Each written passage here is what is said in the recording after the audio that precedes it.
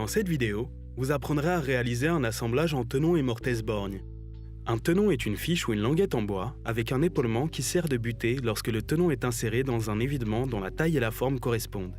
Évidement que l'on appelle mortaise. La forme la plus courante de cet assemblage est le tenon et mortaise simple, aussi appelé borgne ou non traversant. L'extrémité du tenon y est invisible car enfouie au fond de la mortaise. Vous aurez besoin des outils suivants. Un trusquin ou un trusquin à mortaise, une équerre de menuisier, une règle, un bédane, un tranchet de traçage, des rabots, un maillet, un crayon, une chignole, une scie à tenon, une scie à chantourner, une jauge de profondeur et un étau. Vous aurez aussi besoin de 2 pièces de bois. Étape 1. Tracez le tenon.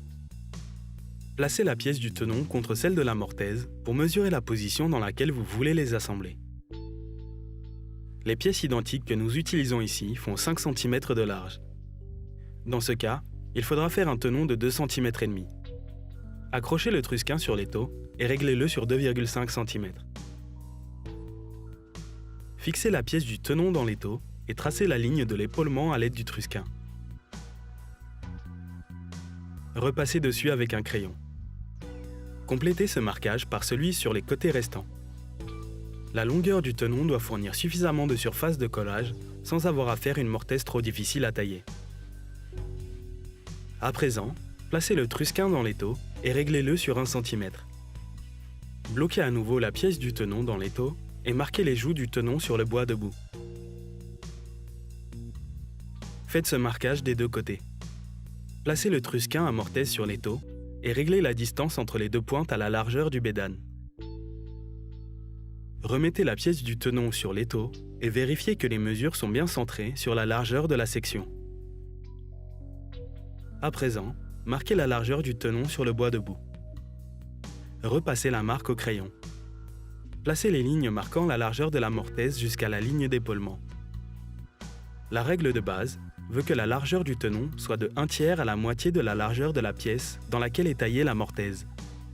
Vous pouvez le faire plus large, mais s'il est trop large, vous risquez de fragiliser la résistance des parois de la mortaise. Étape 2. Coupez le tenon. Placez la pièce horizontalement sur l'étau et sciez la ligne d'épaulement sur la largeur en vous arrêtant à la profondeur indiquée par les marquages. Retournez la pièce et répétez l'opération du côté opposé. Bloquez la pièce de bois dans l'étau, comme montré ici, et utilisez les ciseaux à bois pour lisser les côtés qui viennent d'être sciés. Vous pouvez aussi raboter les rebords du tenon horizontalement. Assurez-vous que les joues et les épaules soient droites et lisses. Sur les 2 côtés du tenon fini, faites le tracé pour les 2 côtés restants. Bloquez la pièce dans l'étau et commencez à couper les épaules et les joues sur les côtés étroits.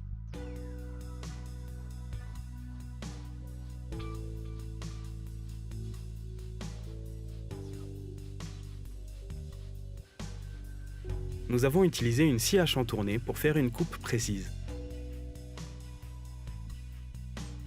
Utilisez à nouveau le ciseau pour mettre au net les côtés.